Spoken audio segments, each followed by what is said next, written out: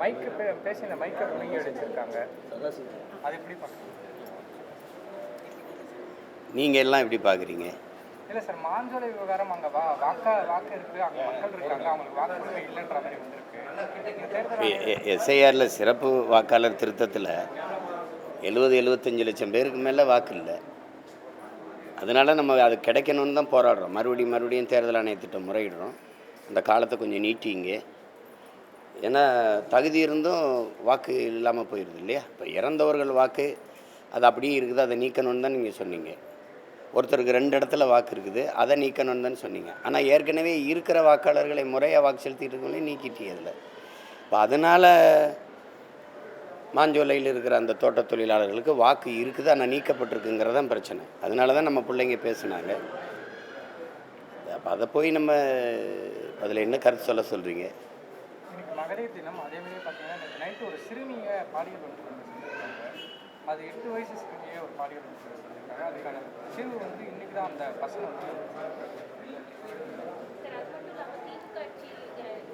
அதிகபட்சமாக இந்த வன்கொடுமை ஏற்கனவே 2 வயது சிறுமி வன்கொடுமை விமானத்தில் ஒரு விமான பணிப்பெண்ணுக்கு இந்த மாதிரி சம்பவம் ஏற்படலாம் நிறைய செய்திகள் வந்து இப்படி தொடர்ந்து இந்த ஆட்சியில் அப்படிதான் இருக்கா? இல்லை ஏற்கனவே இந்த சம்பவங்கள் தெரியாமல் இது அதிகமாக தெரியுதா அப்படின்ற கேள்வி தொடர்ச்சியாக உங்களுக்கு தெரியும். 2 கட்சியிலையுமே இவங்க அண்ணா பல்கலைக்கழகம்னா அவங்க பொள்ளாச்சி பாலியல் வன்கொடுமைம்பாங்க.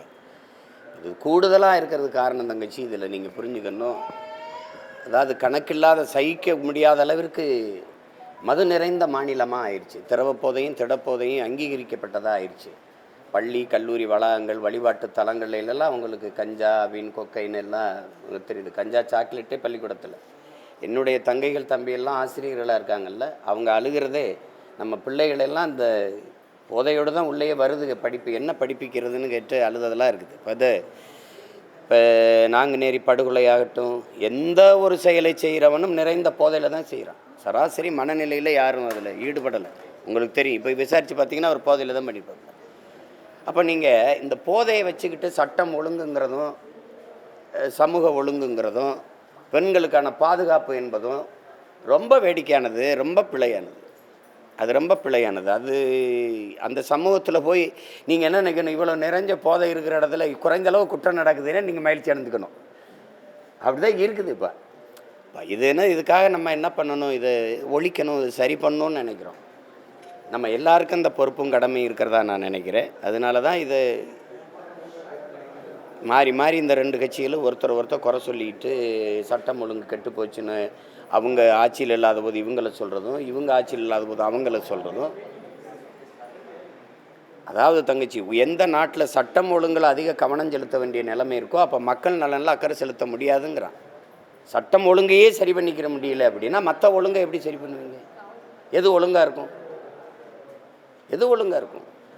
அப்போ அது பச்சை குழந்தைகளுக்கு நான் சொல்ல, பச்சை அது இப்போ எரிசுறது பாதுகாப்புன்னு எதுவுமே இல்லை, பச்சை குழந்தைக்கும் பாலியல் தொல்லைன்னு சொன்னல, இதுதான் அது.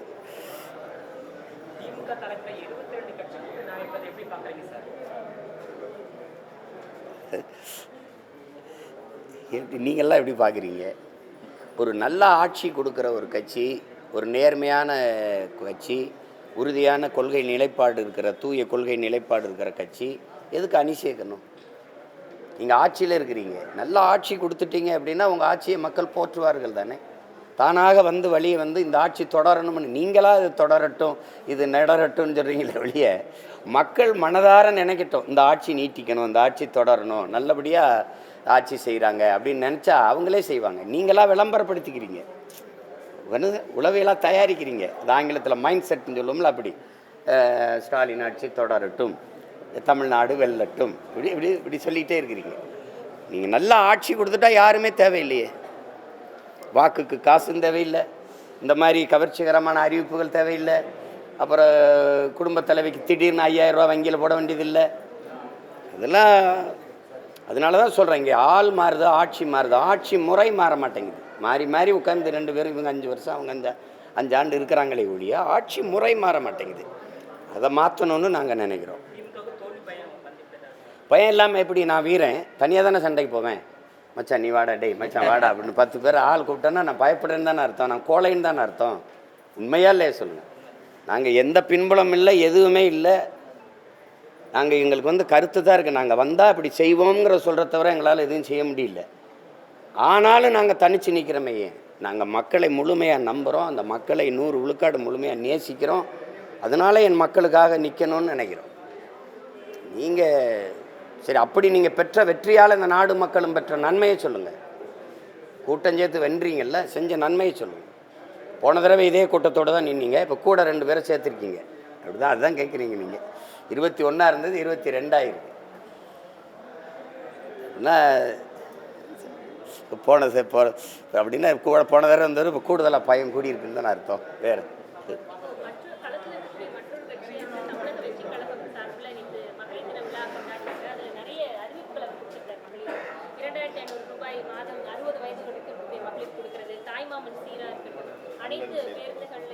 அண்ணன் சித்தரன் தாய்மாமன்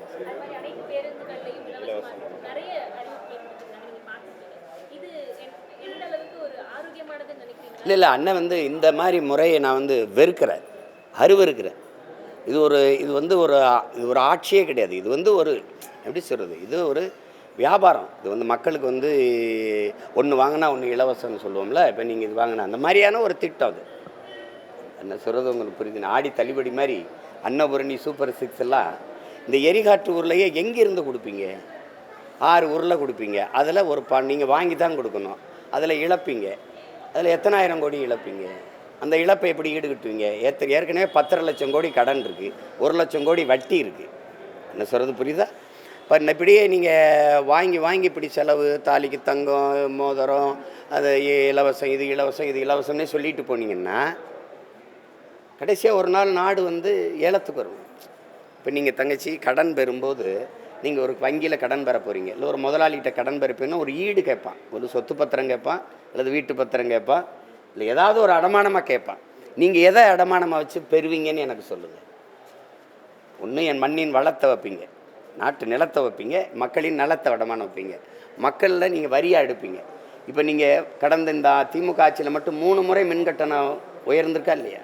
சரி, தவிர்க்க முடியாத ஒரு பயன்பாடாக இருக்குல்ல மின்கட்டணம். அப்போ அத்தியாவசிய பொருள் தேவையினுடைய இதில் வரியை ஏற்றிடுறீங்க, சொத்து வரியை ஏற்றிடுறீங்க.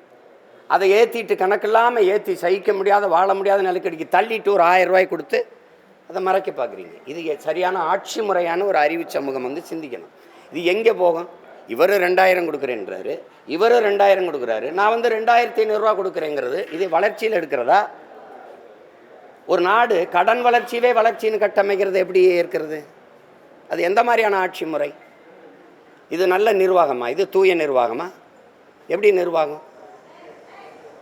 தங்கச்சி, இப்போ நான் இப்படி கையேந்துறேன், பிச்சைன்னு சொல்கிறீங்க. நாடே கையேந்தினா எப்படி அது பிச்சை இல்லாமல் இலவசமாகும்? இப்படி கொடுத்துக்கிட்டே போகிறோம். 10 லட்சம் கோடி, அப்புறம் 15 லட்சம் ஆகுது, அப்புறம் 20 லட்சம் கோடி ஆகுது. இப்போ 1 லட்சம் கோடி வட்டி, 2 லட்சம் கோடி வட்டி ஆகும். இந்த வரி சுமை யார் மேலே விழும்? இந்த வட்டி சுமை யார் மேலே விழும்? மக்கள் மேலே. ஒரு நாள் நெருக்கடி சமாளிக்க முடியாமல் பொருளாதாரத்தில் பெரிய வீழ்ச்சி வரும்போது நாடு ததறிடும். அது எங்கே நடக்குது? இலங்கையில் நடந்த மாதிரி, பங்களாதேஷ் நடந்த மாதிரி, இப்போ நேபாளில் நடந்த மாதிரி. அப்படி இங்கே வந்தால் அது ஒரு ஸ்டேட் அளவு வந்தாங்கச்சு, ஒரு மாநில அளவு தான் அது. ஆனால் 29 மாநிலம், 8 ஒன்றிய பிரதேசம். அப்போ எவ்வளோ பெரிய துணை கண்டது நாடு. இது செதறிச்சுன்னா என்ன ஆகும்? அப்போ கடன் பெறுவதுங்கிறது இது ஆக்கப்பூர்வமாக பேசுங்க. இது வந்து ஒரு நிரந்தர தீர்வு நோக்கி நகர்த்துங்க. இதில் ஒரு 20,000 கோடி வருது, செலவாகுது 12,000 கோடி. இந்த 12,000 கோடியை முதலீடு செய்து என் தாய்மார்கள், என் அக்காக்கள், என் தங்கைகள் தங்களுக்கு தாங்களே வருவாய் ஈட்டிக்கொள்கிற ஒரு நிலையான ஒரு வாய்ப்பை ஏற்படுத்தி கொடுக்கணும். அதுதான் நல்ல ஆட்சி முறை. படிக்க போகிற பெண்ணுக்கு 1000, படிக்க போகிற தம்பிக்கு 1000, வீட்டில் இருக்க அம்மாவுக்கு இப்போ 2000 கொடுக்குறேன்றீங்க. படிக்க நீங்கள் போகும்போது 1000 கொடுத்துறோம் தங்கச்சி, படிச்சுட்டு நின்றுட்டிங்களா 1000 கொடுப்பாங்களா? அப்போ அந்த 1000 ரூபாய்க்கு நீங்கள் என்ன பண்ணுவீங்க? அப்போ படிச்சுட்டு நிற்கும்போது வேலை கொடுக்கணும். புரியுதா உங்களுக்கு? அப்போ அதனால் இது வந்து கொடுமையான ஆட்சி முறை. இது மக்களை ஏமாற்றுவது. இது வந்து இந்த மாதிரி ஒரு திட்டத்தை வந்து சொல்லும்போது அது சரியா இல்லை. இது வளர்ச்சின்னு வார்த்தையை வச்சுட்டு ஒரு இனிப்பு பசப்பு வார்த்தைகளை சொல்லி கடனை பெற்று தற்காலிக தேவைகளை பூர்த்தி செஞ்சுக்கிட்டு நிவர்த்தி செஞ்சு அதை மட்டும் சரி செஞ்சுக்கிட்டே போகிறது வந்து சரியில்லை. நீங்கள் அவரே இப்போ 2 கட்சியும் சாராயம் வச்சுருக்கு, என் தம்பி வந்து ஒரு வார்த்தை சொல்ல மாட்டார். நீங்கள் மகளிர் நலங்கிறீங்க, பாதுகாப்பீங்க. சாராய கடையை போதை வச்சுட்டு எப்படி பெண்களை பாதுகாப்பீங்க? எப்படி பாதுகாப்பீங்க? தெருவுக்கு தெரு சாராய கடை வச்சுக்கிட்டு எப்படி பாதுகாப்பீங்க? சாராயத்தை ஒழிப்பேன்னு சொல்ல முடியல, இதை ஒழிப்பேன், மதுவை ஒழிப்பேன். மதுவை ஒழிக்கும் போது ஒழிக்காமல் சட்டம் ஒழுங்குங்கிறத வெட்டி பேச்சு, அது ஒரு கேலியான பேச்சு, அது ஏமாற்று பேச்சு. சாராய கடை திறந்து வச்சுக்கிட்டு என்ன சட்டம் ஒழுங்கு இருக்குல்ல? மது போதையில் இருக்கும், மதி மயக்கத்தில் நினைவிழந்து இருக்கிறவன்ட்ட என்ன ஒழுங்கு இருக்கும்? என்ன ஒழுங்கு இருக்கும்? அதை நிறுத்த முடியல, அதை ஒழிப்பேன்னு சொல்ல முடியல. அப்புறம் நீங்கள் அங்கே போய் கரூரில் போய் பாட்டிலுக்கு 10 ரூபா 10 ரூபாய்ன்னு பாடினீங்க. 10 ரூபா கூட்டி விற்றுட்டாங்க, ஏற்றி விற்றுட்டாங்கிறத சொல்கிறீங்க. சரி, நான் வந்தால் இதை ஒழிப்பேன் அப்படின்னு சொல்லணுமா இல்லையா? அப்புறம் இலவச பேருந்தெல்லாம் நீங்கள் எப்படி? நான் உங்கள்கிட்ட தங்கச்சிட்ட ஒன்று கேட்குறேன். நான் இலவசமாக உங்களுக்கு மின்சாரம் தந்துடுறேன். நீங்கள் வீட்டை விட்டு வெளியில் போகும்போது அந்த மின் விளக்கையோ அல்லது குளிரூட்டியோ மின் விசிறியோ தொலைக்காட்சியோ அணைச்சி விட்டு போவீங்களா? மனச்சான்றதுக்கு எதிராலாமல் பதில் சொல்லுங்கள். அணைச்சி விட்டு போவீங்களா? இலவசம்னா பொறுப்பாக அதை அணைப்பீங்களா? எவ்வளவு பொறுப்பற்று பயன்படுத்துவீங்க? அப்போ இலவசம்னா அது எப்படி கவனக்குறைவாயிரும், பொறுப்பற்று போயிடும். பொருளின் அருமை தெரியாது தங்கச்சி. பொருளின் எது ஒன்றும் அதான் சொல்கிறேங்களே, தாய்ப்பாலும் தண்ணீரும் மலிவாக கிடைப்பதனாலேயே நீ மதிக்க மாட்டேங்கிற. பூமி உன் காலுக்கு கீழே மிதிபடுவதாலேயே அதன் அருமை தெரிய மாட்டேங்குது. நீ மதிப்பை எதை மதிக்கணுமா மதிக்க மாட்டேங்கிற, அதை மிதிக்கிற. நீ எந்த பொருள் இலவசமாக இருக்கணும்? அறிவை வளர்க்கும் கல்வியும் உயிரை காக்கும் மருத்துவம் தான் தரமாக எல்லாருக்கும் சமமாக இலவசமாக இருக்கணும். நீ அறிவை கொடு எனக்கு, அதுக்கேற்ப வேலையை கொடு, நான் பழச்சுக்கிறேன். உயிரை காக்க மருத்துவத்தை தரமாக கொடு. நீ அமைச்சர்கள் முதலமைச்சர்கள்லாம் போய் தனியார் மருத்துவமனையில் படுத்துக்கிறீங்க, நாங்கள் இங்கே போய் படுக்கிறது. அரசு மருத்துவமனை, அரசு மருத்துவத்துறைக்கென்று நீங்கள் ஒதுக்குற நிதி எங்கே போகுது? என்ன தரம் உயர்ந்திருக்கு? மருந்தின் தரம், மருத்துவத்தின் தரம், இல்லை மருத்துவ கட்டடத்தின் தரம், மருத்துவமனையின் தரம் ஏதாவது இருக்கா? ஏன் ஒவ்வொரு அறையும் பிணவர மாதிரி இருக்க? எப்படி இப்போ தரம் அங்கே இல்லை? தனியார் பள்ளிக்கூடத்தில் இருக்க தரம் அரசு பள்ளிக்கூடத்தில் இல்லையே? ஒரு முதலாளியால் கொடுக்க முடிகிற கல்வியை ஒரு 8 கோடி மக்களால் நிறுவப்பட்ட ஒரு வலிமை மிக்க அரசால் தர முடியலன்னா அரசு தோற்று போகுது, கையாளாமல் போயிடுது. அப்போ அந்த அதிகாரம் யாருக்கு? எதுக்கு இத்தனை கோடியை செலவழித்து நீங்கள் வென்று வரீங்க? இப்போ குறைஞ்சது 3000 கோடி முதலீடு பண்ணுவீங்க இந்த தேர்தலில். வென்று வந்து மறுபடியும் 30-40 கோடி சம்பாரிச்சுக்கலாம், அவ்வளோதானே, வேற என்ன? மக்களுக்கு சேவைங்கிற ஒரு புனித அமைப்பாக இருந்தது அரசியல், லாபம் ஈட்டும் தொழிலாக மாற்றி நிறுத்திட்டார்கள். அரசியல் விடுதலைன்னு வந்த அரசியல் இயக்கங்கள் அரசியல் வியாபாரமாக மாறிடுச்சு. திருப்பி இப்போ நீங்கள் வந்து இதே மாதிரி இலவசம் நான் வந்தால் அதை அவங்க செஞ்சாங்க, இதை செய்கிறாங்க. அதுவே சமாளிக்க முடியல. இந்த 5 ஆண்டுகளை மட்டும் 4.5 லட்சம் கோடி கடன் வாங்கியிருக்காங்களா இல்லையா? 4.5 லட்சம் கோடி கடன் வாங்க, இன்னும் 10 லட்சம் கோடி கடன் வாங்க. ஆனால் இந்த நலத்திட்டத்தை நிறைவேற்றி இருக்கிறீர்கள்னு நான் அந்த அதிகாரத்திட்ட கேட்குறேன். அருமையான கல்வியை கொடுத்துட்டேன். குறைஞ்சபட்சம் சிங்கப்பூர் 3வது இடத்துல இருக்குது உலகத்தரத்தில். ஃபின்லாந்து இப்போ முதல் இடத்துக்கு போயிட்டான். தென்கொரியாவே 2வது இடத்துக்கு வந்துட்டான். சரி, நான் அந்த இடத்துக்கு கொண்டு போயிட்டேன். என் பிள்ளைகளுக்கு அருமையான கல்வியை கொடுத்துட்டேன். ஒரு அறிவு சமூகமாக உருவாக்கிட்டேன். தரமான சாலை இல்லை போக்குவரத்து, தடையற்ற மின்சாரம், உற்பத்தியில் மின் உற்பத்தியில் தண்ணீரை அடைஞ்சிட்டேன். மின் தட்டுப்பாடுன்னே கிடையாது. அப்படி ஏதாவது இருக்கா தங்கச்சி? அப்படி ஏதாவது இருக்கா? சாதாரண குடிமகன்லேருந்து பெரிய எவனாக இருந்தாலும் ஒரே மாதிரி தரமாக நாட்டின் முதல் அமைச்சருக்கு என் மருத்துவமோ அது சாதாரண மகளுக்கும் கிடைக்கும். அந்த அளவுக்கு தரம் வந்துடுச்சு. அப்படி ஏதாவது இருக்கா? தவிச்ச வாய்க்கு தண்ணி கொடுக்க முடியுதா? தவிச்ச வாய்க்கு தண்ணி கொடுக்க